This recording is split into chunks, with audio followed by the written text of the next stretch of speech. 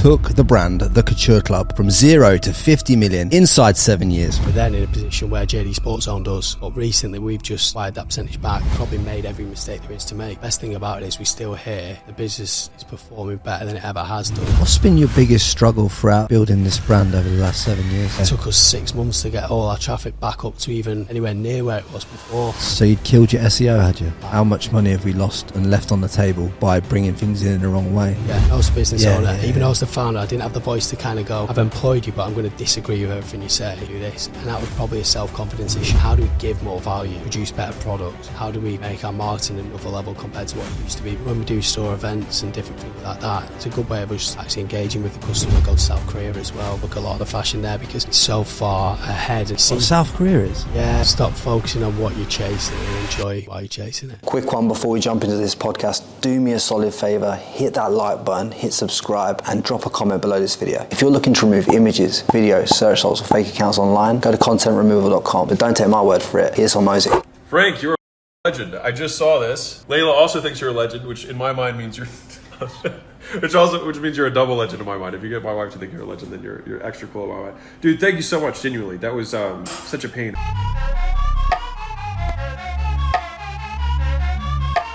Welcome back to the Frankie D podcast, and have we got another absolute banger for you today. I've got the man, Ross Worswick, who took the brand, the Couture Club, from 0 to 50 million inside 7 years. My man, welcome to my home, welcome to the podcast, and mate, it's a pleasure to have you here. Thank you for having me, mate. It's really looking forward to it.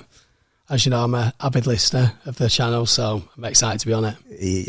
You're probably just telling me a few fibs, mate. I know I'm 5 minutes away. I'm just kidding, mate. I've been listening, you know I have, so. Yeah. Mate, obviously, massive journey for you in the last 7 years, but I want to go a little bit in depth into, obviously, your curiosity into the fashion side of stuff and how you kind of got started and what kind of pulled you to it. When I was younger and I was at school, my main interest was fashion, really, and I was actually meant to go to uni to study fashion design and development, but at the time I was racing cars and I didn't actually have time to go to university, so because that was kind of my job, so I literally didn't end up going to university at all, but that was what I'd applied for at all universities.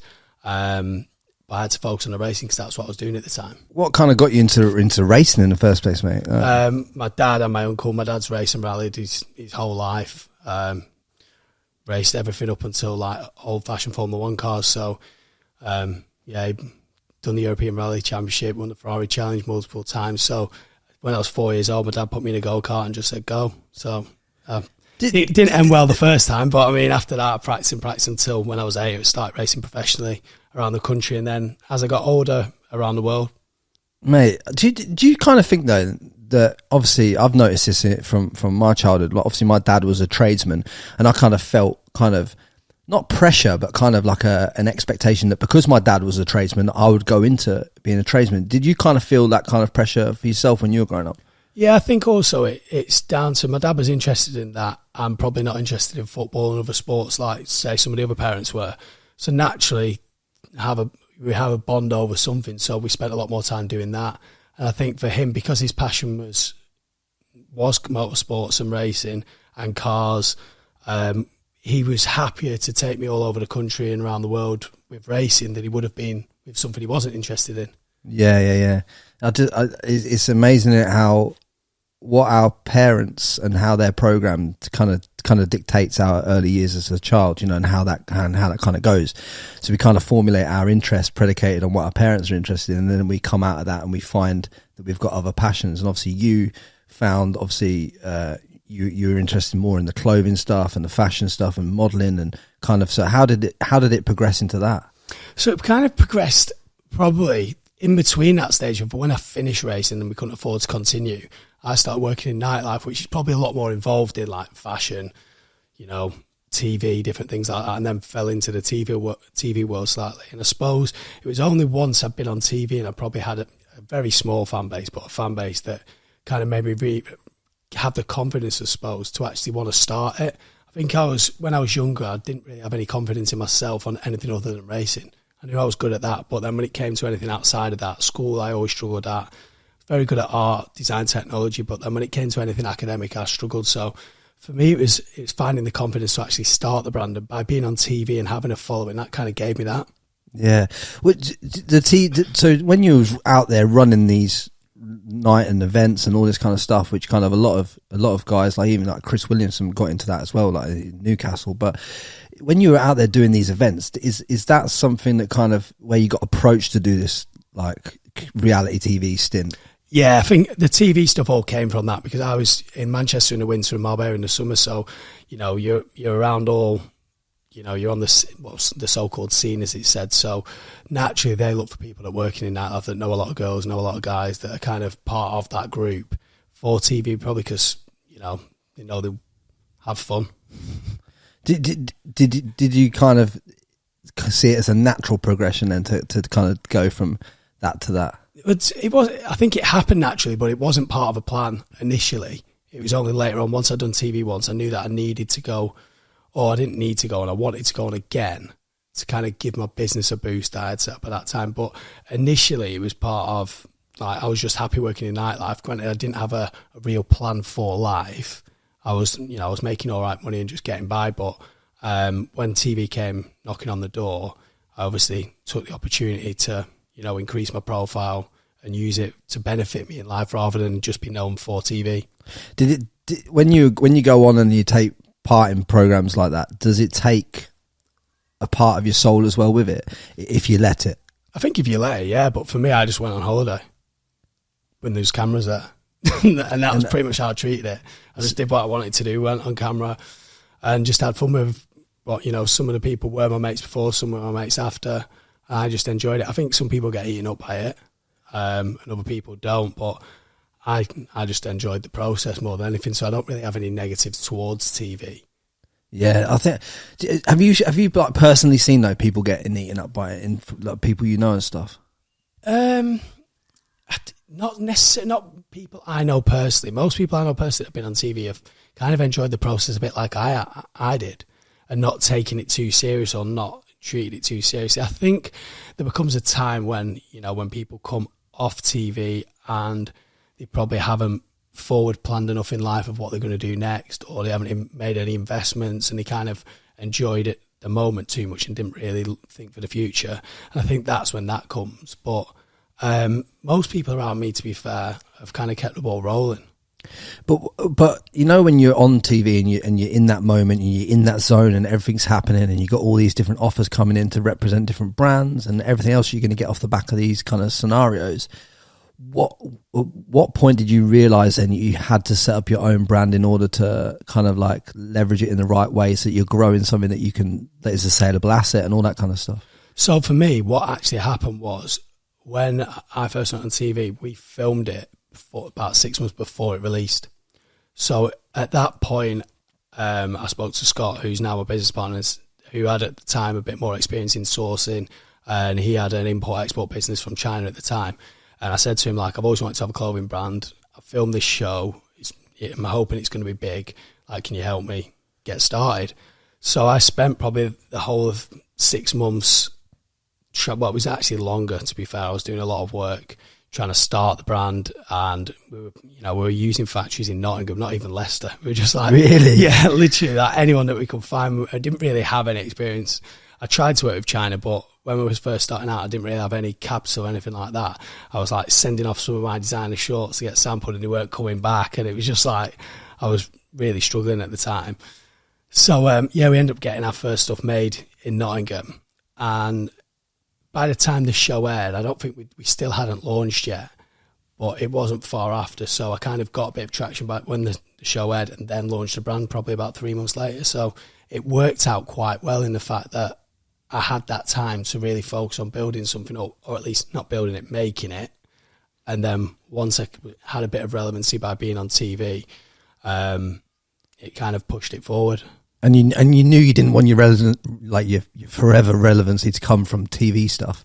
Yeah, for me, the TV was just a bit of fun, and I enjoyed it for what it was, but it was never something that I wanted to do going forward for the rest of my life. It was more, how can it benefit me with other things? Yeah, and then you've obviously leveraged it into the brand. What was it that kind of made you focus on just clothing though? It was what I cared about. Like, I always cared about my image from when I was probably 14, 15. I was at school, I'd, buy whatever I could save up for at Christmas and birthdays. I'd buy designer stuff and things like that. So it was the one thing that I was super interested in outside of racing.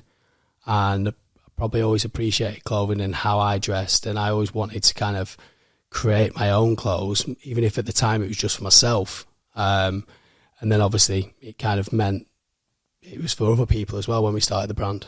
Yeah, so you set out with an ultimate vision then of what to make men, I suppose, at the time feel better about themselves and to look and feel something more than. I think that's it. Yeah, I think the whole thing. I think clothing gives people confidence. Sometimes they put an item of clothing on and they feel better. They feel cool, or they feel like they fit in slightly, or don't fit in if they don't want to fit in. It's kind of, it gives you a feeling. I think that's the purpose behind clothing, more so than just, it's an item of clothing to wear. It's more how it makes you feel. And did you set off in the initial period, I suppose you set off with a set of pieces, like a collection, so to speak, that you kind of built out, that kind of was so many pieces? It was a lot smaller than that. I think it was one T-shirt in 3 colours, and then about a month later we dropped like what's you probably now say is a cut-off vest, which was like almost a T-shirt but with the arm sliced off. And that was it. So we started with literally 5 products. Yeah, but you say that's it, but I was speaking to another guy the other day, and like he's a very successful brand, and he launched with like one product in 3 colours as well. I think that's where a lot of people who listen to this podcast might get caught in like analysis paralysis stage when they're trying to launch or trying to build something. It's they go and create too many variables, whereas what you've just said there is, don't create as many variables at the start. Just have like one SKU, 3 colours, done. I think that was pretty much it. And also back to why we got it made in Nottingham was because we could actually produce like 50. So we'd buy the fabric, and then we'd find that the lady that made it up for us in Nottingham, from our pattern, she'd literally would make us 50. So we'd have the roll of fabric and we could make 50, and we didn't have, loads of stock sat on the ground, or some people have the pressure of, hitting minimums and 300s and things like that. I think the most important thing starting out is starting small and testing it, because you don't even know what it is yet.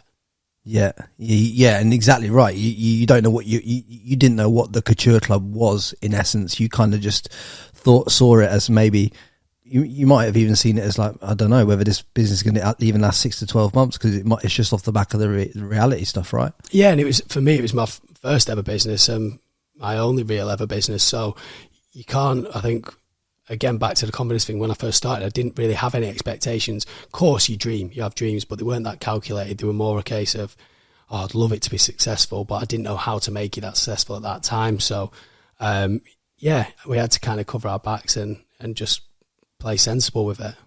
Do you remembering back to that time when you started, and obviously those first initial pieces that you released, what was the key turning point in that whole process for you, of something where you kind of really had a transformational lesson in that? I suppose it was probably a bit. You mean at that exact point? Or yeah, like in that point in the process, is there a lesson that you learned in that part of the process that you can go back to? It's probably a bit later on than that, but what we did was, again, minimums was always going to be an issue for us, and we were very strapped. So what we'd do is we'd have a couple of weeks where we'd sell all right, and then we would have sold out the product, and then we basically would have to order more, but we'd have to wait till we almost sold out the product to be able to afford to order more and kind of grow. And it probably helped us by the stock not being available all the time and not kind of sat there. So it kind of created that sellout culture right at the very start. But the point was, the turning point came quite a little bit later on than that. We played about for quite a while. I say played about, we were taking it seriously, but we were doing very small numbers for the first 6 months, I think. And it came to Black Friday, and I remember we launched some tracksuits on Black Friday, and that was the only thing added to the collection from when we first started. And I can still remember it now. I think it was, we had like a 16 grand day.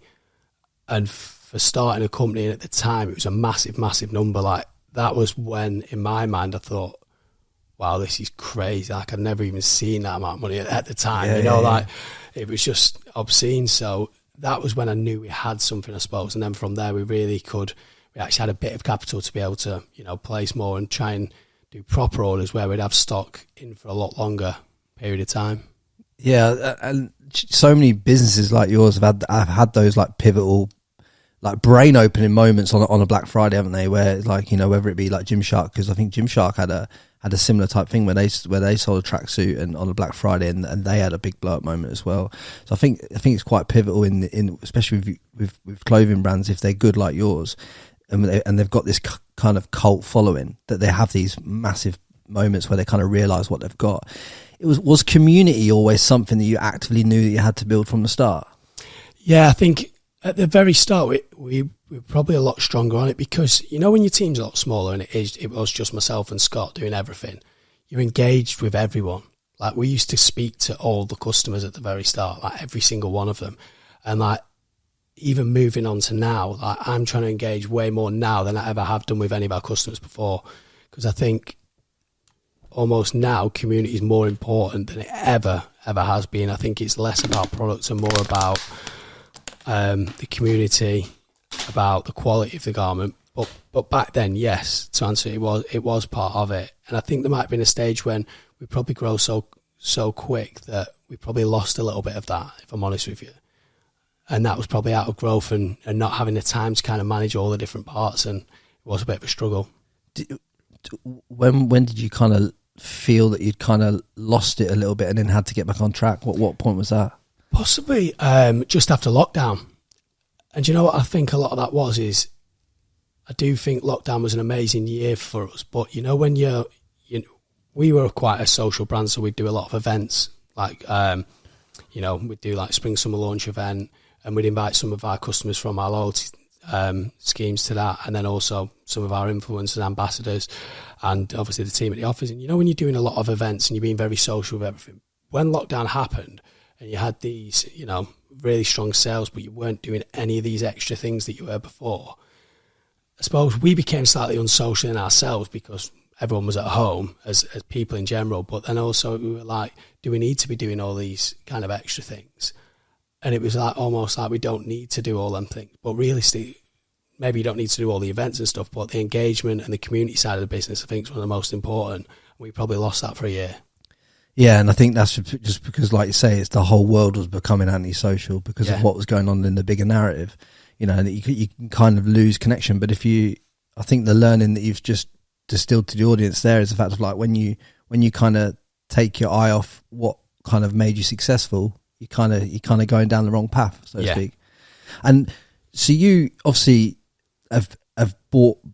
Obviously, you've got a shop now, and obviously everything's going in person and stuff like that. How have you found that has helped the brand and the culture and the fact that people can drop in and all that kind of stuff? The shop was always an amazing part. As soon as we opened that, I used to spend. We opened it on October the 16th, 2018, I think. 2018. And I made a point of working it every evening after being in the office until the Boxing Day. And I remember going on holiday on the Boxing Day. So every night after I finished in the office, I'd go in there because I wanted to understand the customers that were coming in the shop, speak to the customers, get feedback from them all, and just kind of learn how a store works. I thought there was no better way of opening a store than the owners being part of it right from the day one. We've got an amazing management team in there now, so I'm not in there all the time now. I still go and check on the store and I'm up to date with everything that goes on. But I think it was, especially at the start, very much part of an important part of the community, because we'd have a barber chair in there so people could come and get trims before they were going on nights out. They'd get a last minute outfit. We've got a DJ in there still. We don't have the barber in there anymore, but it was quite hard to manage having a separate business inside a business and different things like that. But yeah, the DJ's in there. So the atmosphere is great. And again, you get to meet your customers, speak to them face to face. And I think sometimes asking your customers questions is invaluable. Well, I've just noticed a big trend now in brands like yourself going back into retail when they're fully online. You've got Gymshark opening a shop, you've got yourselves opening a shop, you've got other big brands opening shops up. And obviously it's because you want to connect back into that community there. You want to see how the fitments are fitting on your customers in real time. see it. I suppose that allows you to see like any changes that you want to make in the variables of your clothing and all that kind of stuff. Yeah, I think at that point, obviously you can analyze it, but on that specific product, because it's already out there, obviously you can't really tweak it once it's already out. But for future, yeah, it's definitely helpful. The main thing though is actually connecting with them, getting genuine feedback and understanding. You know, if people, you could even be down to sizing, if people are sizing down on everything or sizing up on everything, how is your sizing? Because, you know, online you get a returns form and it's kind of people put too big, too small, like they just kind of fill in what they want and send it back. So I don't necessarily believe your data that you get online is always totally accurate, because, you know, people order two of one thing, don't they, and send one back sometimes. But the store's great. Even when we do store events and different things like that, you get a lot of loyal customers that come to them and kind of want to ask you questions or want to see what's coming out, you know, in the future and things. And it's a good way of us actually engaging with the customer and showing them. In regards to when you obviously refining your products and getting your product ready and making this pattern, is that something you do now completely in house and refine? How are you refining that? So we've got a full design team in house. So all our patterns aren't actually in house; they're all on CAD format, and then obviously the CADs with all the specs and everything will get sent to the factories, and then obviously they'll make up the sample. We do sometimes have to tweak some of our samples ourselves in house, but most of the time we'll make amendments to the spec. Or if, say for example, a sample comes back into us, we measure it against our original spec. If there's anything slightly out, we'll amend that on the spec when we send it back to them. Have you been out to places like China and these factories yourself and visited? Yeah, it's amazing. Yeah, I've been to them all pretty much over the years. Sadly not been out to China recently, but I can't wait to go back out. We used to do a trip every December, and I'd do it as a factory visit trip, but then also an inspiration trip as well, because while I'm over that side of the world, I'll go to South Korea as well and look at a lot of the fashion there, because they're so far ahead. And you see what South Korea is. Yeah, you see some mad fashion. Some of it's a bit extreme. Yeah. But you see things that you probably wouldn't see on this side of the world. So it's good to be looking at, you know, products. Like, it's the first time I saw like an 800 GSM hoodie over there. And like most people in the UK are talking about 400, 500, 650 maybe. And then I bought a hoodie, it was like 800 GSM. It's how thick the fabric is, but you measure it by cutting a little discount, obviously weighing. So you're saying that the quality in South Korea is way better than anything in the West? I'm not saying necessarily the quality is, but they have some garments there that you wouldn't ever see over this side of the world. But there is fabric markets there as well. So we were looking in some of the fabric markets there, and there was some amazing fabrics. So when you're in China as well, they have a Korean market in China, right, which is clothes from Korea, but they obviously sell them a bit more of a premium over there.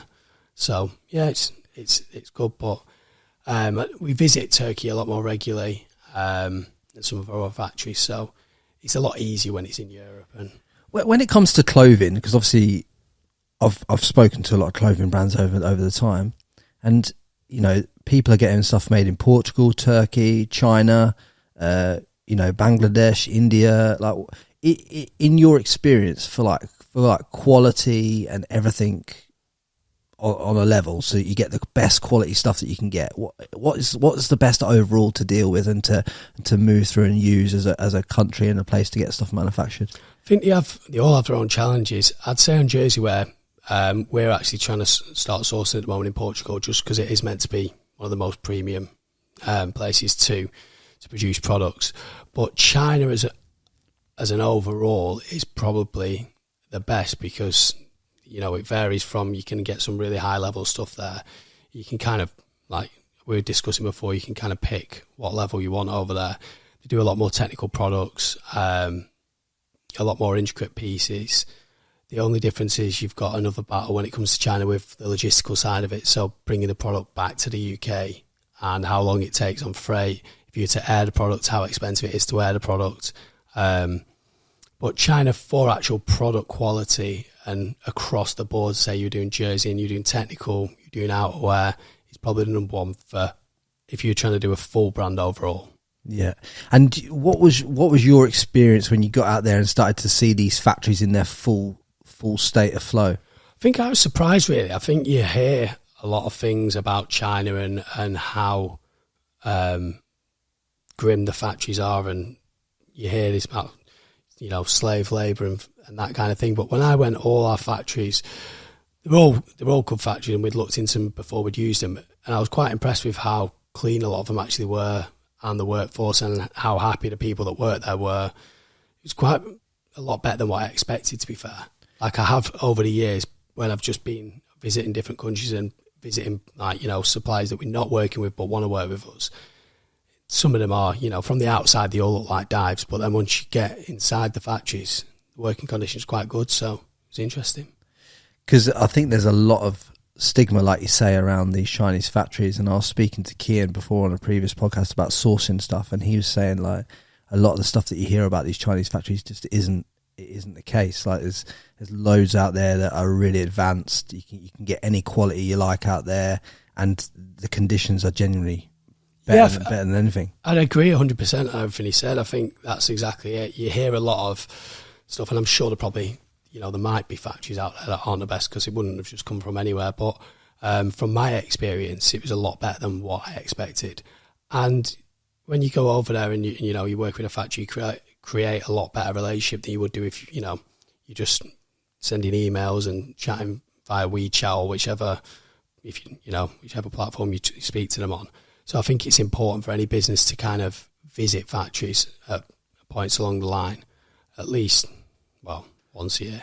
What are your key tips then on building quality relationships with good suppliers, and how you operate and how you communicate with them? I think it's important that you work as a team. Although they're one team and you're another team, I think for the future of both businesses, you've got to look at it as kind of a partnership. At the end of the day, they're making your product, they're just as reliable. You're the brand, but at the same time, if it works for them, there's no good sometimes, you always want to get a good price on things, but there's no point hammering someone to the point where it doesn't benefit them if you grow. You want it so if you grow, they grow as well, and you're both winning kind of thing. And I think for me, working with our factories and suppliers as partnerships more so than, they're just a factory of the people that make our clothing. It's the most important thing. And having that personal relationship with them, whenever we go to Turkey, for example, we always go and see the families of some of the factory owners and things like that. And when he comes over to see us, he brings his family with him sometimes. So it's nice, I think, because then you actually get a full understanding of the people that you're working with, and it's not just purely business all the time. Yeah, I think that's another thing I've learned on the journey through this podcast when I've interviewed people like yourself, is the fact of like the ones that are truly successful and are building brands that last the test of time, the relationships that they have with the suppliers and how they treat them like humans rather than just like factories pumping out products. That is a big key differentiation. Yeah, 100% agree. And also you've got to look at it like, for us, over the years there's been, it's been a roller coaster. There's been some years that have been amazing, then there was a time when things were tough. And if you've got a better relationship with all your factories and things like that, if you did need 30-day payment terms or 60-day payment terms, they're happy to support you because you've been good to them the whole way through. And I think that's what's important, that, you want the best price, but you also want the best working relationship that works for both of you as well. What's been your biggest struggle throughout building this brand over the last 7 years? The biggest struggle is possibly been understanding the growth, and again, I wasn't experienced in an online business. I wasn't experienced in product. I liked it, but I wasn't experienced in it. I think the biggest struggle is getting data and understanding it and being able to act upon it. Yeah. Like for example, there's a time, and our traffic was massively down. We've been told we needed to have an EU site, so we set up an EU site, paid a lot of money for it, and it killed all our organic traffic. What we needed was a subdomain. But it took us 6 months to get all our traffic back up to even anywhere near where it was before. So you'd killed your SEO, had you? I believe so. Still to this day, it was like we've been advised on it. We've paid for it with the company that advised us. And it's kind of, we still think that's what it was, because it just went, the traffic just dropped off the end of a cliff completely. It was like we were invisible for a while. And I think now, it's only now when I feel like everything's fully visible again that everything's performing well. The product's a lot better than it ever has been. So there's a lot of obviously things that have changed. But at that time, I think if I'd had an expert involved, I've saved a lot of money on building a new site that was going to, in effect, kill all our traffic. What's some other data points in your business that you've identified that have a lot of meaning now, but you didn't understand the true meaning of in years gone by? Pretty much all of it. I think that, everything, like, Frankie, everything. Yeah, it is like that, isn't it? When you first start, you don't know a lot of things, but I probably didn't understand the implications on, for example, let's go back to China, on how much it costs to ship products into the country and being organised. And if we were to, put it on a container and it costs us, say, for example, 40p, versus if you're to fly in, it's over £5. So I'm looking at a product cost probably years ago and being like, oh, the product cost is good. Yeah, let's fly it in. And I'm probably missing that little section there. Scott, my business partner, obviously looks at it a lot more than I do because he's a lot more focused on, logistical side of things, how the business works. He's the MD.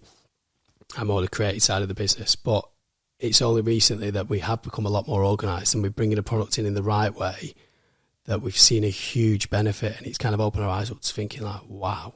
How much money have we lost and left on the table by bringing things in the wrong way? Yeah.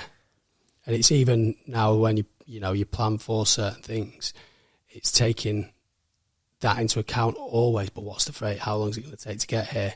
Because obviously after lockdown, the prices went through the roof of even a container, but also not just at the time of how long it took the container to get it went through the roof. Yeah. So years ago, you're getting them in 30 days, and then I'm sure it was like nearly 3 months at one point. So we got, granted, some of them got stuck. The port and that. Yeah. And I think one of ours wasn't on that, but it was in one of the containers that kind of got affected by it. And it was like, you've got all your products sat on there. You can't do anything about it. So then my mindset was, why are we even doing this? Should go back to flying, but not understanding the implications of how expensive flying is. Well, you're literally talking, it's like 10 times the cost to fly in per garment compared to landing it for a shipping container. Yeah, so I think that's one thing that I probably didn't understand. Probably earlier on in the business, one of the most important things for me, and I still stick to this now, is having accurate accounts and management accounts monthly. Because when taking it back to, say, I think 2000... Are you talking about cash accounts and knowing what you've got coming in and going out? Is that what you're talking about? Just general business management accounts. So yeah, cash accounts, but also knowing exactly what you're spending every single month in which area. So you know exactly where you're at with your profit. Because back in 2019, we're growing rapidly. We had an FC at the time, so not even a financial director. There was only a few days a week. And again, this is me and Scott being slightly unexperienced in the business, but we were listening to everything he said. He was like, yeah, we made this profit this month, and we weren't looking into the numbers properly. We were kind of relying on someone telling us the right information, and we were overspending massively on marketing. You get to the end of the year, we didn't lose any money, but where we thought we were going to be making loads of money, barely made anything. And it was because we were overspending in loads of areas because we thought we were making more money. So the fact that now every single number in our business is accurate, you can make the right decisions, and you might go, no, we don't need to do that activity this month, or we don't need to spend that, and you can maintain a lot more profitable business. But I think the numbers are the most important thing, and having accurate numbers all the time. So then you become a data-driven company rather than someone who's just like, oh, I really want to put in 30 grand this month, really want to put in 30 grand this week into marketing, but not having it driven by any clear data which shows you the return on the investment to what you're putting into the marketing spend. Yeah, some businesses work in different ways as well. You might have a time-sensitive marketing activity that you need to do at a certain time, but for us, I think we try and manage the business a lot more now and try and maintain a profitable business going forward, and that's still growing and scaling at the same time. I think one of the biggest learning lessons that we've talked about between me and you off the podcast was obviously the deal that came across your table that was kind of signed and where you lost a part of the business. And obviously there was a lot of learning lessons in that for you, going through that whole trajectory of unsigned deals and all that kind of stuff. So just to give the audience a bit of clarity on that, can you tell them what it was that you went through and how that kind of came about? Yeah, so I think it was after our first year in business. Done about $500,000 turnover in the first year, and we got approached by an agency that had a lot of experience in the industry of of wholesaling brands, growing brands, and they had, you know, a full design team, finance team, warehousing, everything. And they pitched to us to acquire a percentage of the company so that we could use all their services, because at the time it was just myself and Scott doing everything. And again, because we didn't really know what the brand could be at that time, we thought it was an amazing opportunity. We were like, wow, we can really grow.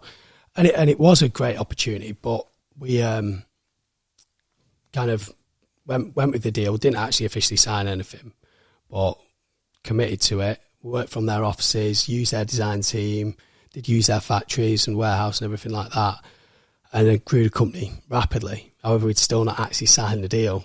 And then... Do you remember what the deal... Can you release what the deal was for? What it's for 40% of the company. 40%, yeah. Yeah, so it's for 40% of the company. So it's obviously a large amount of the company. It's not majority or anything like that, but it's still a large amount. And by this point, 2 years later, they were in a position where their company was struggling and JD Sports bought them. So we were then in a position where JD Sports owned us, or owned a percentage of our business. And we had to sign the deal at that point. The difference is when we signed the deal, I think we were turning over 9 million, I think, at the time. So versus if we'd initially signed a deal from the day dot, it probably would have been the normal thing to do. We probably should have done. I don't know why it never actually got signed. But I think when you're then giving away a percentage at a later date, when you know your value's a lot more and not for a financial figure. Do you know what you were turning over roughly when you initially would have signed that deal? I think we'd just done 500,000 in the first year, so it's tiny compared to the 9 million that you had to do. Yeah. So I think, but the good thing is when that happened, obviously we were working with JD Sports, and I learned an awful lot about the business, the shop. They helped us with the shop. So when we initially set up the Trafford Centre store, no one really of our size brands was doing that kind of thing, and it was probably one of the first brands to take a risk and do it, and they really helped us and supported us with that, with the introductions to Trafford Centre, and helped us with negotiating out the rates and different things like that. We learned a lot from them. I think they gave us a lot of good information on getting your numbers right, and that's when we really started to understand that side of things. But recently we've just acquired that percentage back, so super excited now. Congratulations, bro. Thank you, mate. Yeah, myself and Scott now on 100%. And how's that feel for you? Like, because I can see from the other side of this mic that like you kind of feel like I feel like relieved. Do you know what it is? It's super exciting. Someone asked me this the other day, and it's not a case of JD were great business partners, and I can't fault them for anything like that. But it's like, it sounds crazy, but it's like you've got your baby back. And I know the last 6 months I've been turning every stone upside down, really working on everything in the brand. I'm really trying to elevate the product, elevate the marketing. It's been the main word inside our business, has just been elevation. How do we give more value, produce better products? How do we make our marketing another level compared to what it used to be before? I suppose it kind of given me a new lease of life. Like, I feel so much more passionate about everything that we're bringing out, everything that I'm doing. I just love it, yeah. Did it kind of feel then at some point that like you were going to work for someone else at a certain point? I don't even know why, but yeah, it did, yeah. Because all we did with JD really was a management accounts at the end of each month, and that was it. So it's not like they made me feel like that. But it just internally I must have felt like that. Yeah. And I think there was little pressures of like, you need to grow the company, build more structure. It made me feel, we thought we had to be more corporate, kind of probably lost a little bit of who we were in that. And I think there's a point along the journey where we employed a commercial director, and I think this is quite important for the listeners. Like, at that point, I really didn't have any belief in myself of like, right, I need to get all these experts in all these different areas, and then everything will be right. You forget that when you've been in a brand from day one, you are probably the most educated on that brand out of anyone. Like, as soon as the commercial director didn't quite work out and we went our separate ways in the end, but since I've kind of been fully focused on everything I'm doing in the business, have given me all my confidence back to make the right decisions and everything like that. But I thought the right thing to do was have experts everywhere, and it kind of devaluing myself so much. But realistically, I probably still am one of the most valuable people in our company. Mate, talking about key hires, can you give me a bit of an understanding on at what points and what key hires need to be in place for these brands so the audience understands what they need to grow?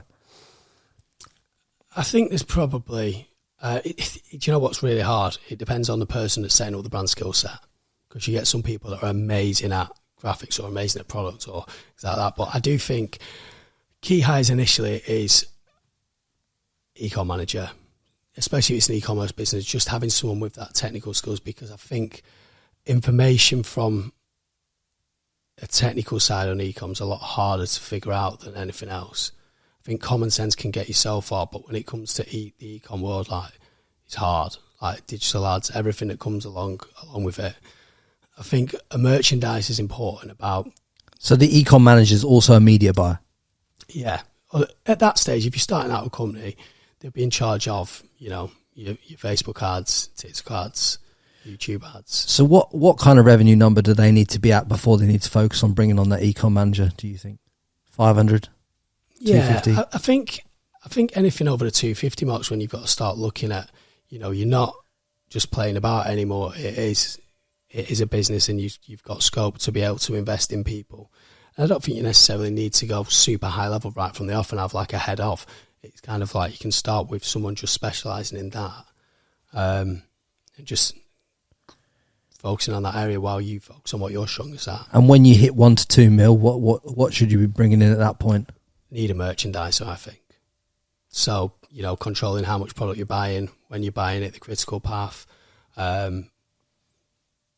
looking at all that side of things, because I think that's when it gets challenging. If you just kind of freestyle, you don't have a plan of when product's coming in or when it's releasing, how much you've backed it, what are the numbers behind it, why are there numbers behind it, what's the reasoning for why you might have put certain numbers behind a certain product and not another. And who are you bringing on at 2 to 5?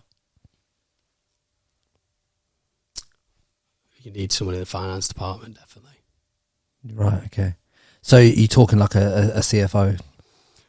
Yeah, or even just a financial director or financial controller, probably at an earlier stage in that, just so that your numbers are correct. And this is because the key leaks at that stage, I believe, are on over purchasing of product, because you don't have the product person in place, yeah, and the buyer in place, and also lead times on products, and having too much cash invested in certain elements of the business, which leaves you open on other ends. Am I correct in that? Yeah, well, I believe so. Yeah, I think everything you just said there is pretty true, in the fact that it's quite easy to not understand all them three parts and kind of over leverage it. At least the econ person as well can report back on traffic and realistically analyse the data on that to see how many people are coming.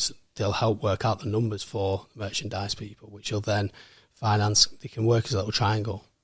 And just because I really want to understand this myself as well, but like, what was it? Was the 10 million point? Was that the point that's the really hardest ceiling to break through and to kind of move beyond, or what is that? What is that breaking point where things start to where you really have to evolve as an entrepreneur to be able to break through and accentuate through that revenue number? Yeah, I think, like we said before, I think when you get to 10, it's then, and you see it with a lot of brands, you hit 10 or around 10 and then you plateau for a bit, kind of a bit of figuring out what's going on and understanding it all, and then probably 2 years later you see another spike again. Is it a new paradigm? Is that what it is? I think so. I think it's where you enter the realms of like you need some serious key members in your team to kind of help you take to that level, unless you're a very, very good business owner that knows the ins and outs of pretty much everything. So when you got to that 10, what were the thoughts that came into your mind? Okay, right, we've missed something here, and here. I think when I first got to 10, I thought we were over the moon. And that's being totally honest. Myself and Scott both admitted this on, when we spoke to other people before. When we started the brand, we probably didn't realise it would ever get to being anywhere near as big as it is now. And I think, you get to that point of imposter syndrome, like what I was talking about before. So we need to hire a lot of key people to kind of help us grow. And I think we probably built too much structure, which meant the company went a little bit too corporate and a lot less fun. Yeah. And there's a happy medium there, isn't there? I think that's the most important thing. But one thing that I would say that's been a positive about all the people we've hired over the years is I'm working with JDs. I've built on my skills a lot, and I know Scott's built on his skills massively as well. So you become a lot better at the things that you are stronger at because you've been working with better people. So although they might not have worked out and they might not be right for the company, you've taken little bits from each person and developed yourself as well. How did you and Scott initially align your values and know that you know that you both were aligned in the value sense that you could go into business together? We didn't actually. We kind of always just got on, and you never know until you actually get into business with someone. But we kind of aligned in the fact that we were very different. So I was all creative side and that kind of side of the business, and Scott was a lot more the business side. So I think that's probably one of the reasons why it works so well, is because we both have the same goal, but two totally different ways of getting there. Yeah, and you could just see from day one that you knew how to style the clothing, how to create the clothing, how you wanted the clothing to look, and he knew how to get it to market, get it to sell, all the back end stuff, control the numbers, all that kind of stuff. So you could just focus on being creative. And I think that's it. So how we work, and although we do split completely separate, we soundboard off each of them pretty much everything, just to get for communication as well. So we both know always what's going on both sides, but we're like best friends like that. So everything that we're doing, we'll still let each other know, just to get that sounding board. And I think that's one of the strongest things about when you have a business and you have a business partner and you get on and it works well, is that you've always got that. Whereas I think I look at some of these people that have a business by themselves and I think fair play, because they've not got anyone to bounce it off. Yeah. And yeah, you're right. I think that if you don't have, like, there's been a few people I've had on here that have been creatives that have lost a lot of money and lost a lot because they didn't understand the other sides of the business and the other elements they needed within it. And I think the benefit that you had from day one was, like, even though Scott perhaps wasn't the CFO standard of financial, at least you had some control on it because he was looking at it more than you were potentially.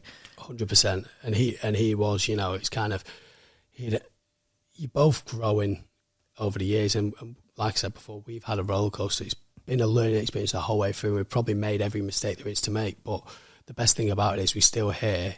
The business is performing better than it ever has done. And it's kind of like every one of them mistakes that we've made, we've learnt from, or at least, you know, we can help give advice on them and different things like that. How have you worked through this imposter syndrome? I think it was more a case of knowing that it took a while, to be fair. There was a point probably about a year ago when it was the struggle. Sales weren't amazing, and I really wanted to focus back down to the product and where it started from. And I was sitting with the design team and I was like, I really want to clean everything up. It might not work, but I want it to be more like what I want to wear again, like what we did at the start. Not necessarily always looking at data and kind of letting data lead every decision, like being forward thinking with everything, like we want to bring this out. And I started with cleaning everything up and kind of taking a lot of the big branding off, because it wasn't stuff that I'd really wear myself. Right. So I went back to my true beliefs, and I think it was more of a test of, if it works, I back myself. If it doesn't work, then I'm no worse off than the position we're in now. And we did a lot of work on the product, and I was really keen on, improving any qualities that we possibly could do, improving trims, making everything better, and more just being what I wanted the brand to be again.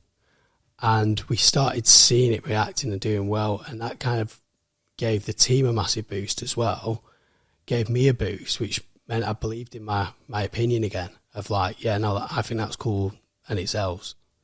And I think that's kind of where it started to go. And also I think when things go well, you can, and you analyse why they've gone well, you can then start doing it again and kind of focusing on, you know, how do we keep doing that all the time? So had you gone to more of the big, it's like the big brand logos and all this kind of stuff because other people in the marketplace had potentially, and you'd kind of gone, well, that's the way the world's going, so we kind of fell down that trap too. Is that kind of what happened? A bit of that, but then also a bit of, say, for example, we brought a T-shirt out, did it, and with a large graphic, did amazing. We'd have a big team in, and it'd be like, right, we need more of them. Yeah, I see. Another T-shirt comes out with a big graphic on, does amazing. We need more of them. Next thing you know, you've got loads of T-shirts with big graphics on, and then they eventually stop selling a little bit or slow down on sales. And I'm looking at a new release thinking, Is that me? Yeah. Do I really believe every single one of these products? Do I want to rush in a warehouse to get one of every single one of these products to wear? And I commit now, there was a point when it probably wasn't. Yeah. But then as soon as we made that change, that now I'm fully back involved in all design things with the design team. We're happy with all the product we're bringing out. We get excited about every single launch. The launches perform well, and it's like finally bringing. It's like a new lease of life, if you get me. And it could have quite easily been not the case, but that was because we were looking at data too much and not going off necessarily opinion. What you wanted to do. The only way I can describe that as what it sounds like to me is it sounds like just take the beautiful girl on Instagram that's posting loads of photos in a bikini, right? It's not all of her, but because she's posted it and she gets the engagement on that photo, it just feeds into posting more of the same content because that's what got the engagement. But it's not. But you've evolved as a human and you don't really want to post that content anymore. But you got trapped into a cycle, and that's kind of what's kind of happened with your clothing. Exactly, yeah, exactly that, isn't it? And I think when we decided to make the changes, and we saw an immediate reaction. Obviously, like everything in clothing, we're working 6 to 12 months in advance. So I was doing a lot of that work a year ago now, but at the time when I was doing the work, you're not getting the rewards yet. So it's like we're plugging away, and then start to see it towards the end of last year, really start picking up again. It was like, this is amazing. And then that was when we made a decision, let's buy this company back, because I know what the future's going to be like for us now. Because you could see it now. I could see it. No one else could see it. Like the internal team could see what we were doing for this year, and we could see what we're doing for next year nearly. And it's like, I could see that, and I know we were coming off not an amazing year, not terrible year, but not an amazing year. And it's like we were coming off that, and we're like, now's the time, because I know what the future is going to be for us, because I can put everything on it. So just because I want to get this real clear so that everyone understands it and I understand it, but like you'd let data take you away from your internal creativity.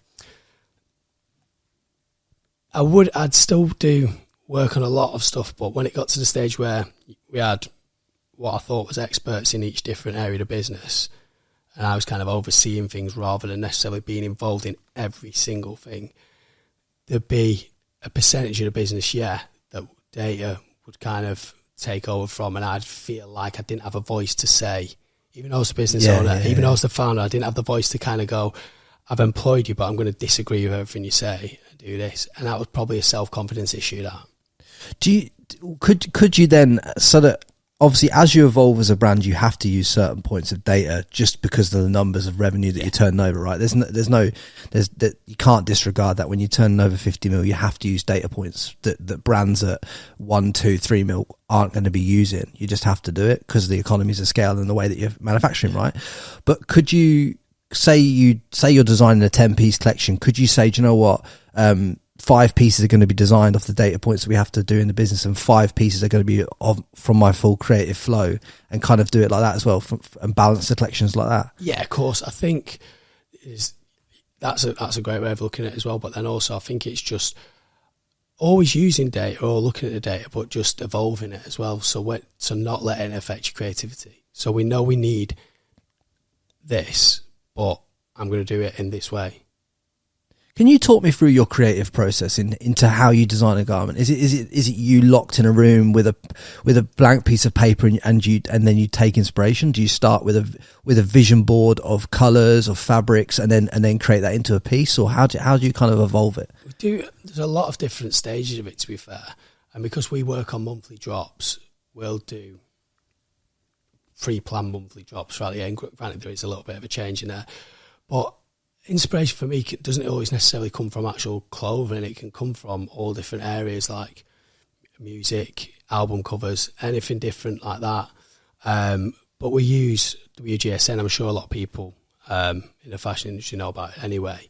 It's kind of the Bible of fashion. So what was that you said you used? WGSN. Right, WGSN. And there's a few different variations, so different companies that do a similar thing, but that's like trends for 2024 will be on there. So it'll talk you through fashion experts talking about all the different trends. So from colour palettes and different things, you'll probably notice that when you look at designers, they all seem to drop the same colour palettes at the same time, things like that. And it's no kind of coincidence. It comes from, obviously, WGSN, or they dictate to WGSN, which dictates it down. Really? I did not have a clue about that. It's a platform. I think it's around £10,000 a year. But most, I'd say probably 8.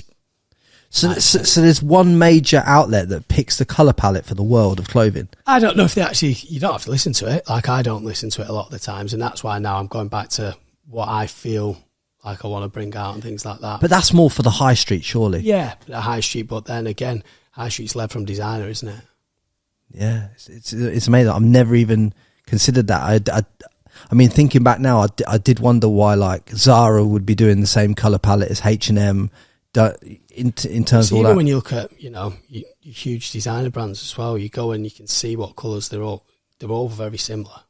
Or if there's a pop colour one season, they'll all have that colour at some part in some part of the collection. Well, I don't necessarily think it's from that, but that is a tool that a lot of people use. We have it, but I don't look at it as much as I ever used to when I was young. I found it quite interesting more than anything, because I'd look at it, get the information, but then I'd still kind of do what I wanted to do. But there might be implements of it. I might use a colour in a graphic print, or anything like that. But yeah, I look at a lot of designer catwalk shows, like I said, music, album colours. What I do a lot of the time though is go back in years.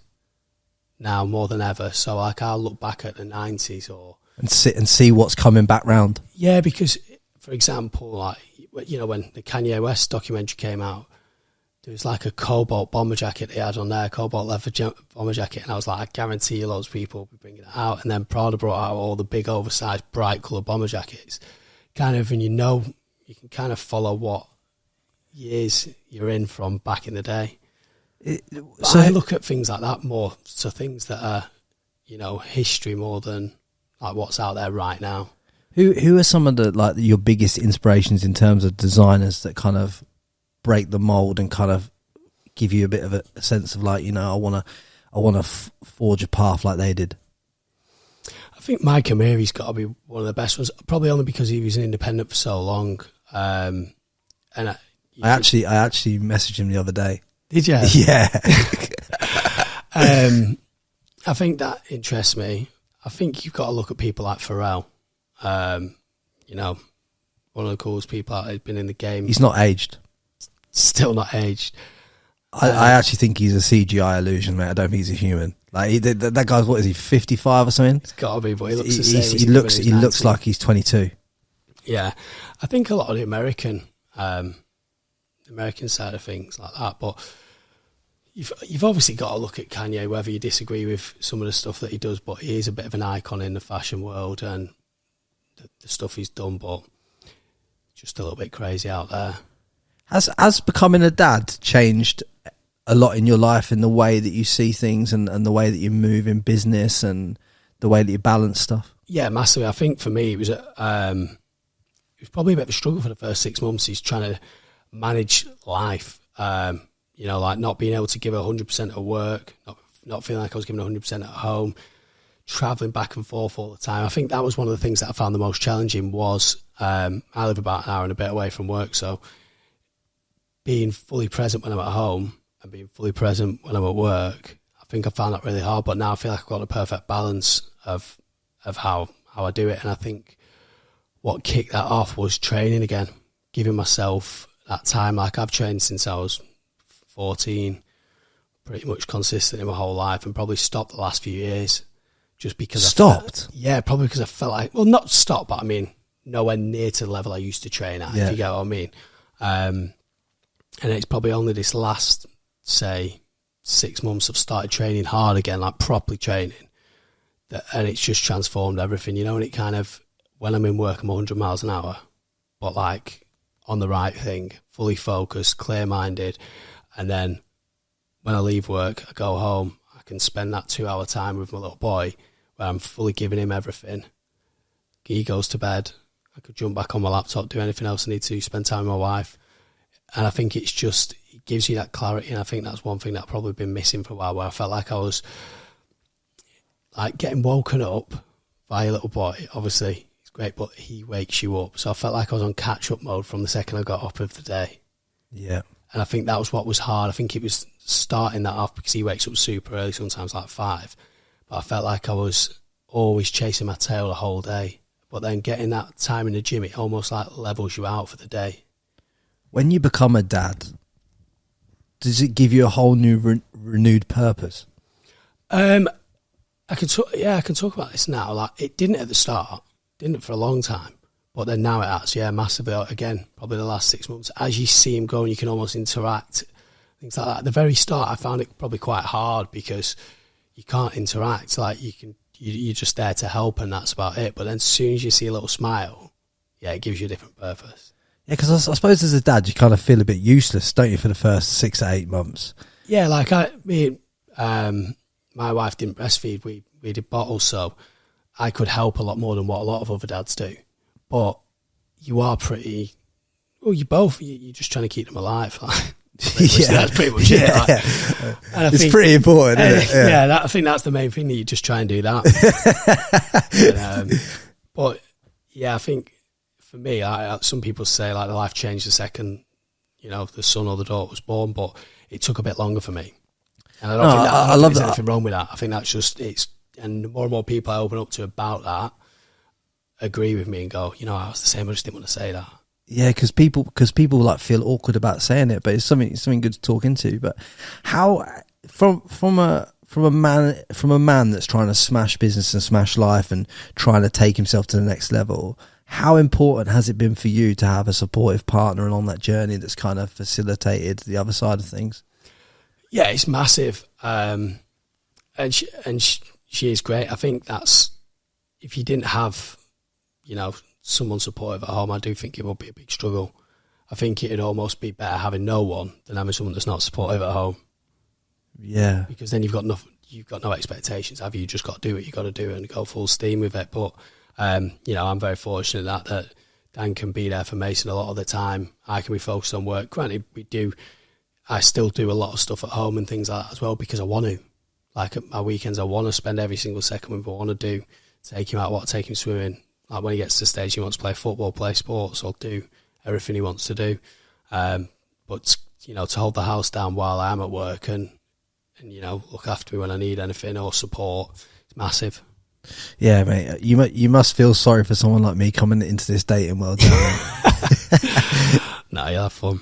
I don't know about that, mate. I don't know about that. But no, it's kind of I suppose it kind of chills you out, doesn't it? Like a lot of this stuff, it kind of brings you more into alignment. Do you know what? I honestly think if you know, if I wasn't married, I'd be a madman. Like, I'd just be obsessed to the point where I don't think I would ever stop working. If I was totally by myself, I think I just would be 24 hours every day. It gives you a reason to slow down. It gives you a reason, a purpose to kind of, you know what, no, I want to take her out or I want to look after Mason. But if I didn't have them reasons, I feel like how passionate I am about the business right now, I just wouldn't stop. I had 7 days every week, me. Like all day, every day. See, this is the thing about, and you know how passionate I am about this, right? And everything, and how much it lights me up. And we were talking about it on the walk and before the podcast. But some woman might come into my life and she might want to go on a date, and I'll be like, turn it down because I'm thinking about the podcast. I know it sounds weird, but it's just when you're on purpose, it's really hard to have anything whatsoever take you off your path for your vision. Yeah, it is hard. I think it's, yeah. So what's your advice? I think you've kind of got to. For me, I'm fortunate that I don't see my the Couture Club as a business. I see it as like a lifestyle, really. It's part of my life. It's ingrained in it. It's part of my wife's life. It's part of everything that we do. But I do think it's important to make time. It's like sometimes you think you've got stuff you need to do, but you don't need to do it then. But you create it. Yeah. Yeah. And it's like, I think they're the moments when it's like, for example, I was sat down on my laptop last night and I was working through loads of stuff, looking at, little bits of information. And I'd done what I needed to do when I first sat down on my laptop for. And I was like, I don't need to go into a rabbit hole now. Like, so I'm not going to. But, when you start looking at things and analysing data from past years and looking at different things like that, it's like you can quite easily spend hours and hours doing it. But I didn't need to go into it at that exact point. So I kind of shut my laptop after I'd done what I actually needed to get done and then sat down and spent a bit of time with my wife instead. But it's kind of weighing up, is it immediate? Does it need acting on straight away? Like, how long is it going to be? Do I need to make some specific time for it in my normal day to day? And how important is it that you do it right there, right then? Yeah, which I think is all good points. And but there's something about having a successful brand like you do and that you're building and balance that just don't go together. That just never will go together. Like, people talk about balanced life. I don't think that anyone who has something as successful as what you're doing, or who has a podcast in the top 0.1%, I don't think they truly ever have balance. The balance has to be skewed in the way of the brand or the podcast, doesn't it? Yeah, I think you're probably right there. I was just gonna say, like, if you were to ask my wife, she'd probably say that, like, I am on work a lot. Like, I work probably a lot more than I think that I do, if you get me. Yeah, because like you think that sitting on the sofa at home looking at colour palettes for a collection isn't work. Yeah. Because you're just because you enjoy it, right? But then potentially to your wife, that's probably taking you away from a conversation with her. You just don't know it at the time. Yeah. So you kind of get trapped in it, can't you? Yeah, and it's like even little things like I'll be having a conversation with her and asking her about some of the clothing and asking about different details and things like that, and we think it's just a normal conversation, but it's around work again. Yeah. Like, if I was actually to cut out everything that I speak about that is to only nothing Couture Club, then you wouldn't have nothing to talk about. No, I would be there, but I know it takes up a lot of her life as well. I was listening to a podcast the other day with Alex Hormozy, and he was talking about his relationship with Layla and how they talk about business and they've got their different roles, and it's just their whole life is all about business and that. But he says there's nothing wrong with that, because that's what they fucking love and that's what they enjoy, and that's what brings them. That's what he likes. He likes to just work until he can't work no more, and then he likes to go and watch some Netflix, recharge his batteries, go to the movies with his wife, and then just that's it. So it's like, you kind of like, if that's what you love, then do that. Yeah, I think that's what it is. It's like, you either, there's a lot of different things. If you want to go away on a holiday, you want nice things in life, you've got to work hard or, be successful in some way, shape or another to be able to do that. And I think, part of the sacrifice of being able to do some of the things like that is probably not having the most balanced life and, having strong purposes in an area. You mentioned further back in this podcast about, there was a time there, obviously, when you wanted to like go into the brand and refresh it from a creative direction. You said that you weren't happy with some of the numbers you were seeing on the back end in terms of like the revenue that we're doing. What were some of the things then that you kind of, because that the revenue wouldn't have just been affected by creative. There would have been other things data wise that were on the back end of that. What kind of things did you identify as were the key things that were killing those revenue numbers, and how did you boost them back up? So just take back which point you're meaning to, because it wouldn't, when you're saying the revenue, you mean? Yeah, you said there was a point there when you weren't happy with the growth in terms of like the revenue number. You weren't happy with the growth on the back end, and you kind of went in there and said, right, let's start from a clean slate again. When I kind of went back into the collection, I wasn't happy with it. Yeah, so it wasn't necessarily down to the revenue numbers; it was more just the direction of which the brand was going. But on the back end, I've been looking at, for example, on a launch, we've been looking at hit rates. To say we launched a certain amount of products, how many of them products reach the sell-through that we wanted to reach through in that period, analysing stuff like that, and then kind of, is our collection too big? Are we launching, because we do launch every month, are we launching too many products in each launch? Are 6 of them performing amazingly and some of them not? Like, kind of monitoring them kind of things, and looking for consistencies across all the different ones. How do you keep yourself as a more premium brand and a brand that doesn't have to go on sale as much?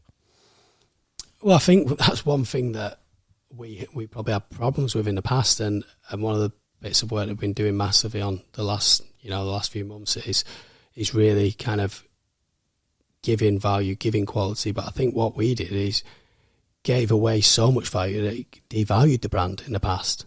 You know, we were doing discounts for loyalty customers all the time and different things like that. And it kind of meant that the loyalty customers, almost a lot of them, only watched shop when it was on discount.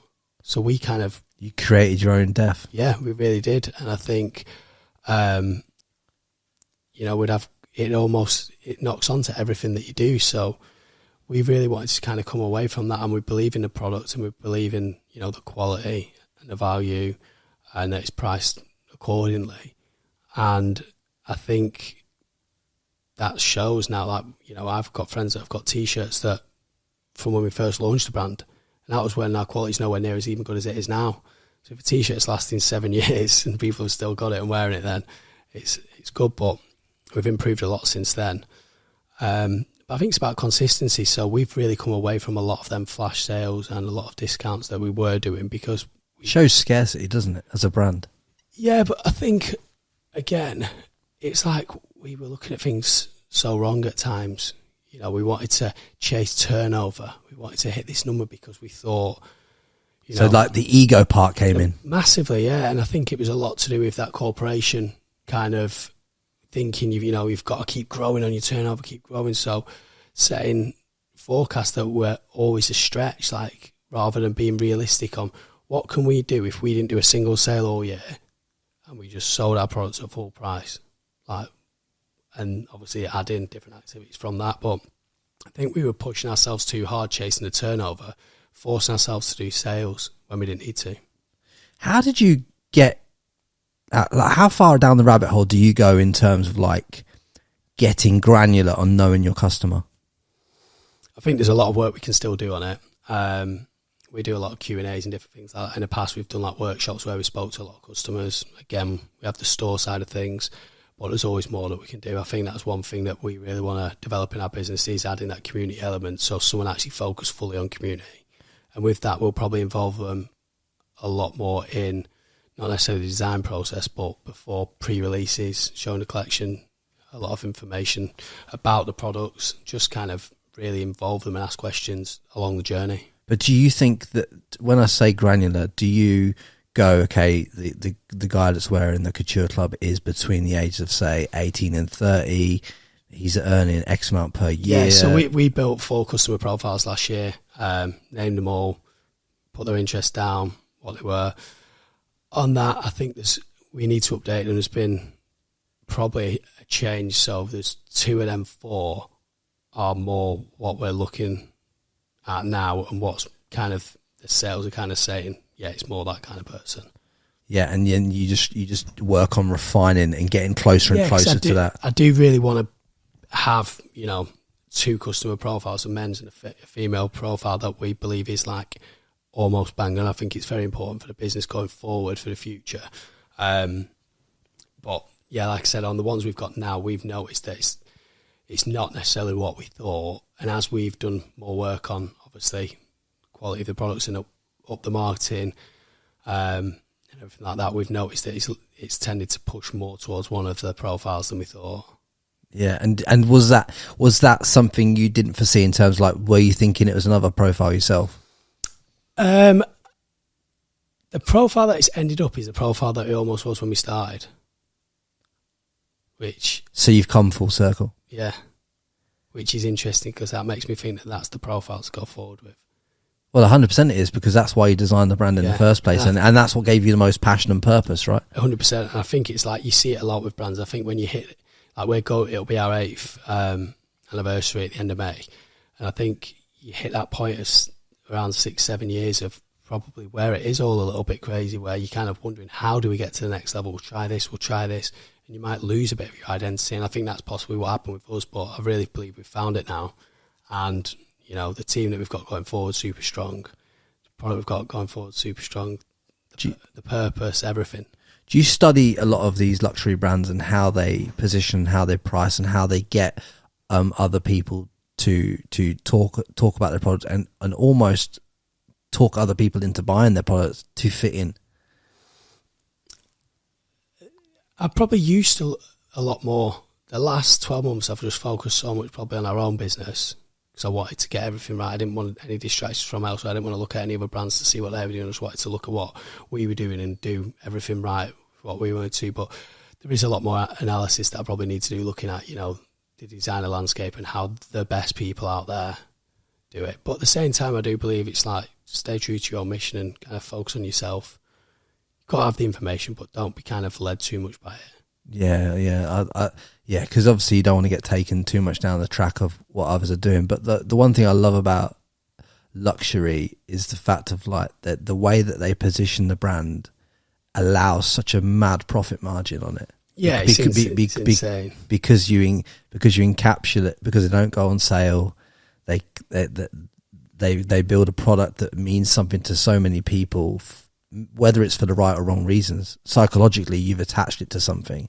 I think if you can psychologically get your brand attached to more of that luxury echelon, you can increase your profit margin too. Yeah, I think for me, there's probably a lot of folks that I do need to look at the real high end luxury, because I do take, you know, there's a lot of amazing details that they produce and things like that. So I think it's important, you know, in any brand that's wanting to elevate, to see how the best in the world do it.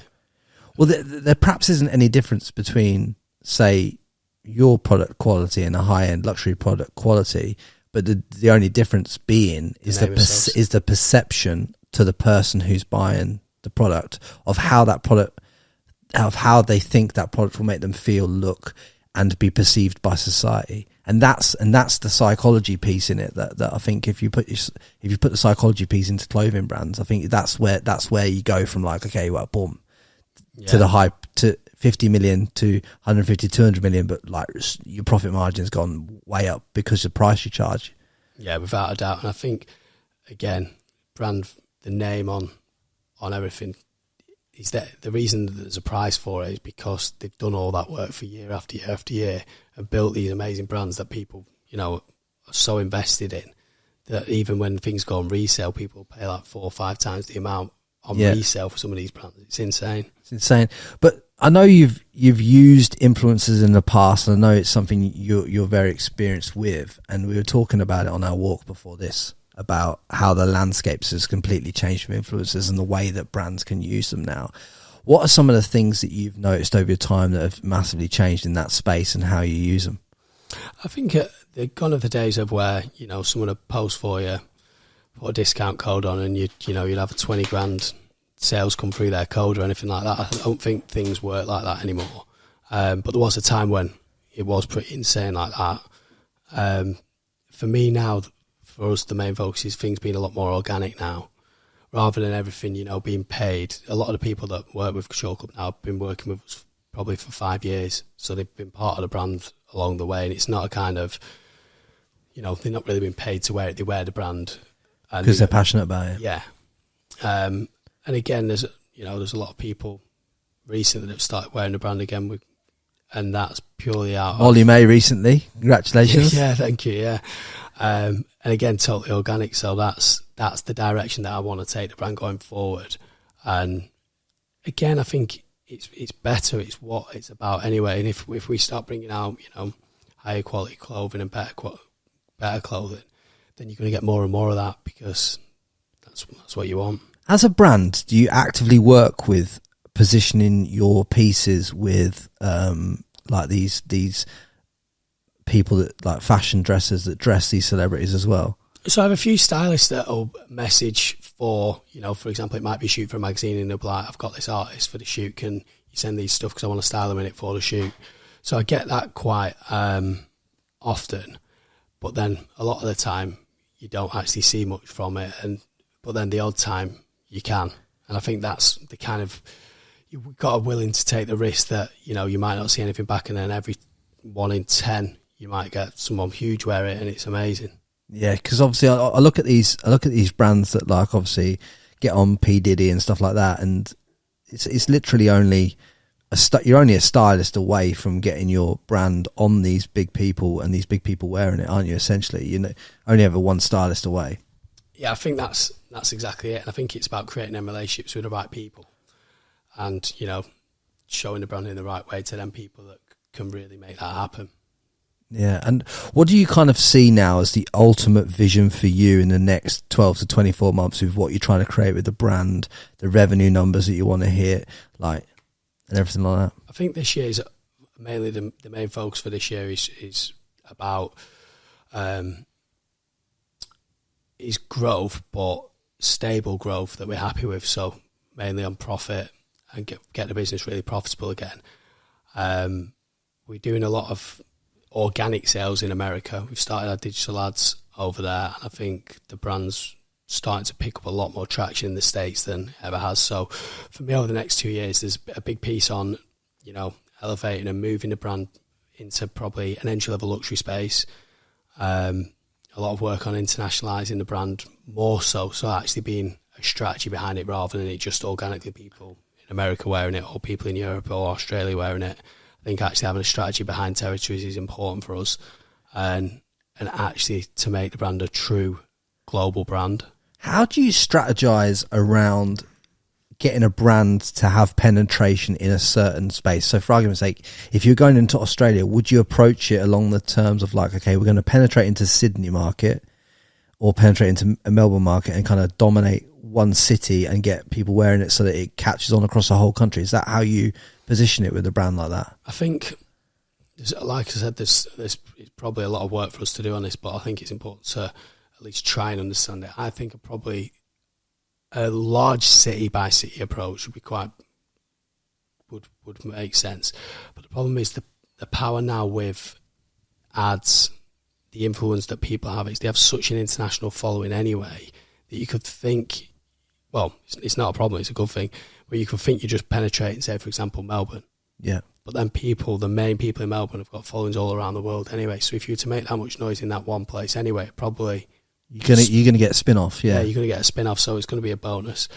But in terms of getting into the local culture of people seeing your brand out there, I suppose you take a city by city approach, wouldn't you? Yeah, I think you'd have to. I just think unless you were taking a massive investment and you were going to, you know, invest it all heavily into a huge campaign, I think you'd have to go city by city anyway. So are you just literally gonna go over to LA and just start dropping it in LA? Well, no, we've always kind of had links there. We've always done our shoots there before. I've got a lot of friends that work out there and different things like that, and there's a few people from LA that wear the brand already. So it's like a mixture of kind of being over there for a bit of time, that working from there, kind of where we do a pop-up store there, gifting suite there. We were over there for Coachella last year doing some gifting as well. It didn't really do what we wanted it to do, but I think it's, if we actually go with a strategy and a plan. What part of the strategy didn't work at Coachella? Just had too much fun. At least you're honest, mate. Nah. At least you're we're honest. working with an external company, to be fair, and there's a lot of promises that we'd get it on this person, we'd get it on this person. You'd be hand delivering a jacket that we made personally for someone. When I got there, no, you can hand deliver it to the stylist. Actually, no, I'm going to deliver it to the stylist for you. You stay here. And it was just kind of didn't work out how it was meant to, but we no longer work with that company. So did that person even wear that jacket that was handmade? No. Wow. Yeah. So there's a lot. So I presume when you're making a handmade piece, there's a hell of a lot of cost in that as well.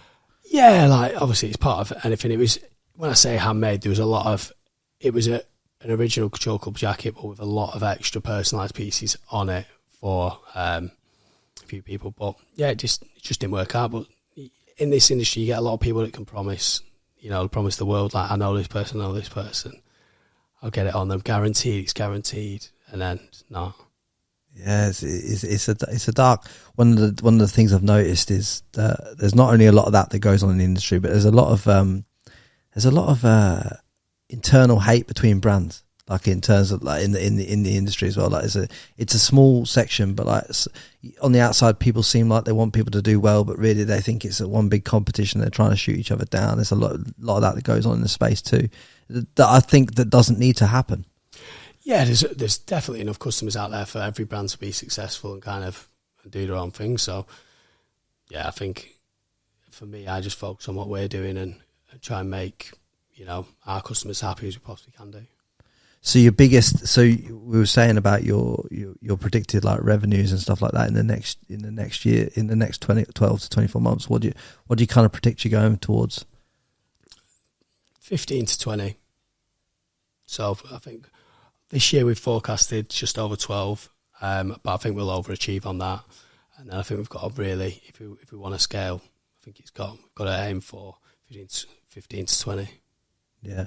And how long till you go and break the 50s and all this kind of stuff down the track? Go on, give us something you got to stand by. So you got to head towards it. 5 years. Yeah. I think realistically, to build it so it's rolling round every year. For me, that's the thing, and I'm sure for Scott as well. We want the business to be profitable, to be powerful, and kind of. I don't really want to go for a huge target again. We've tried to do it in the past, and it's like, you know, come out at the end of the year where you've overspent on a million things, and you could have actually pulled the business back a little bit and had an amazing profitable business, and, you know, live a good life. Yeah, I think the profit thing is so important.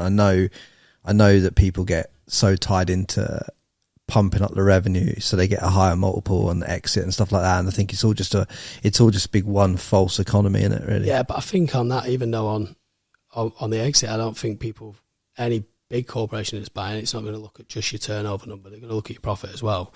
So obviously you can pump it right up, but they're still going to look at that and analyse where's your profit at versus it.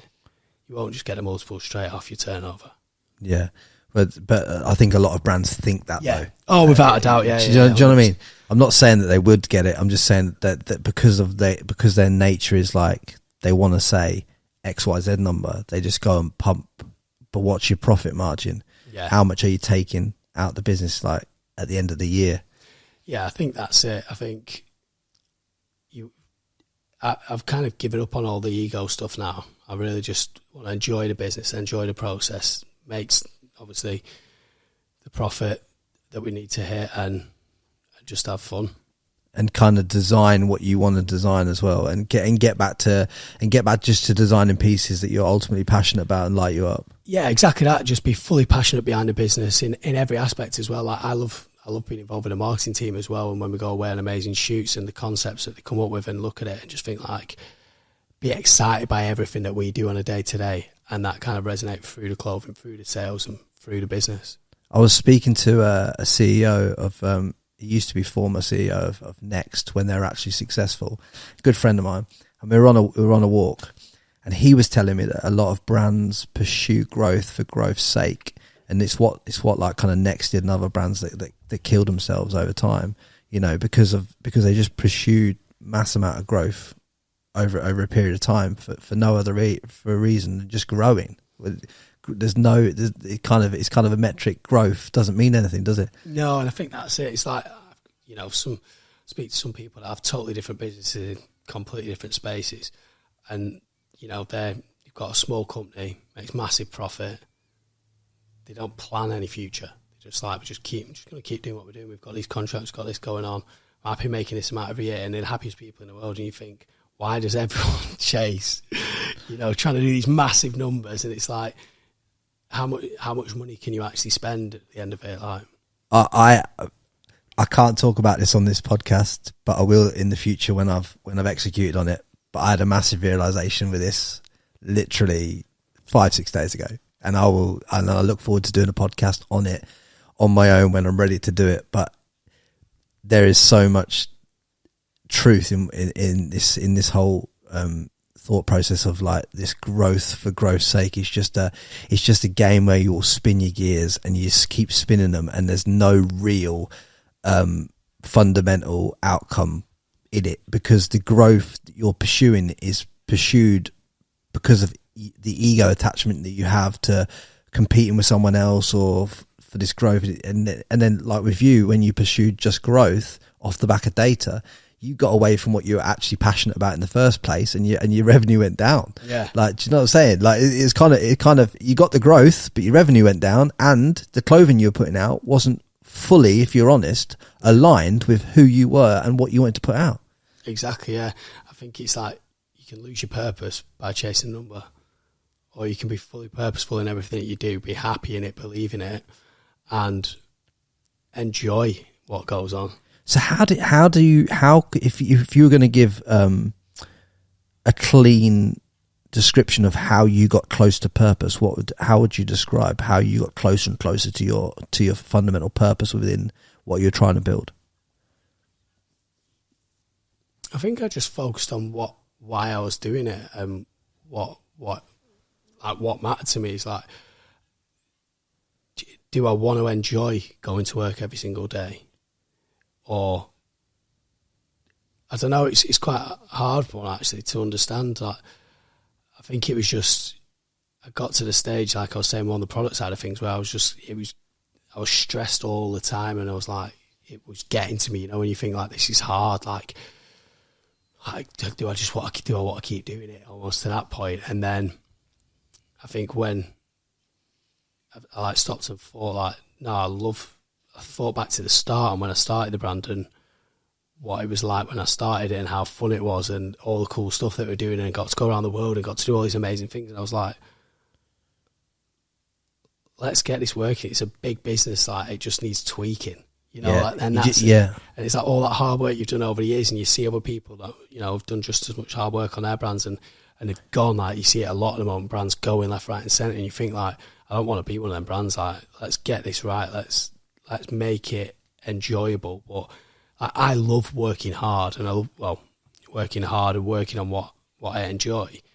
So it's like just put everything behind it, and kind of not stop until I was happy in it. But now I just feel super happy in everything that we're doing. So kind of turned around a lot quicker now. Probably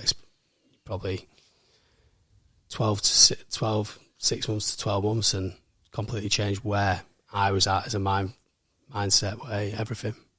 Are there things, are there certain ways that you start your day that obviously set you up for success in what you're doing and allow you to be creative? Like, are you meditating in the morning? Are you going out for a morning walk? Like, how are you setting up your day to win? No, you know what? My setup, it probably could be a lot better. But what I do now, which I didn't do, is I'll always set an alarm early so that I wake up before anyone else, before my little boy wakes me up. So I'll get up, go downstairs, just have my normal glass of water, do anything I need to do until he gets up, and then I really enjoy my half an hour with him before I leave to go to work. So just kind of get my enjoyment there. And at work, I'll train at lunchtime, or if I don't train at lunchtime, 3 days a week I'll train at lunchtime, the rest of the week I'll train in the evening. But it's more just enjoying everything that I'm doing, so I don't like I'm on all the time. Yeah. I can jump on my laptop in the morning. I'm not stressed. I can jump on it at night. I can do it all the times where there was a point when I couldn't do that. I felt like I just couldn't do it. Yeah. I think having that training in there and kind of being in control of my day from the start is a lot better. No, I feel you on that. And mate, it's a question I love to ask people when they exit this podcast. But if there's like one piece of golden wisdom that you can offer this audience, if you had to check out of the world tomorrow, and you couldn't take the clothing brand, you couldn't take anything else with you, but you could just leave this audience with one pearl of wisdom that's going to move them at least 1% forward today in their life, what would it be for you? Stop focusing on what you're chasing and enjoy while you're chasing it. Mate, I love that. That's brilliant. Yeah, I think that's important.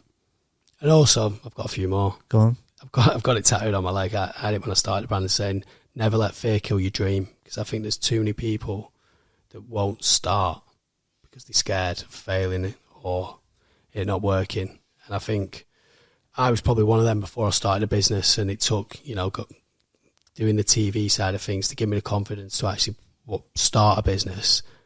And then now, the business is a lot bigger than I ever imagined it being. But a lot of people, might not have started it. You don't know what you could have. Yeah, I resonate with you on so much of that, because at the end of the day, if you don't pursue what you find most meaningful at the time that you find it most meaningful, you are denying yourself some highly satisfying days of your life, because you just dulling yourself by doing stuff that isn't meaningful to you. So if you can get close to more of what's meaningful, like what you're saying, then I think that's the true essence of what people term as happiness. Yeah, without a doubt. Mate, I appreciate you coming and distilling your knowledge on here today. I really appreciate it. I got Hopefully it's been helpful. Mate, you have. Mate, I've thrown some questions at you, that's for sure. But I really appreciate your time, and I think there's going to be a lot of value in this for you guys that listen to this. Do me a solid favor, guys. Yeah, if you share this on social media, I'd appreciate it. If you can put it in the WhatsApp groups, if you share it with your friends, if you can drop me a review on Apple and let us know how the podcast went on there, and rating on Spotify and all this stuff, it all helps as I try and bring you the best guests at the right time with the right information that's going to move you forward at 1% daily in your life. You know I'm passionate about it. You know I love it on a different level, and I appreciate every single one of you that listens. Much love. Guys, do me a solid favor. Drop a comment below this video and let us know who you want on the podcast next.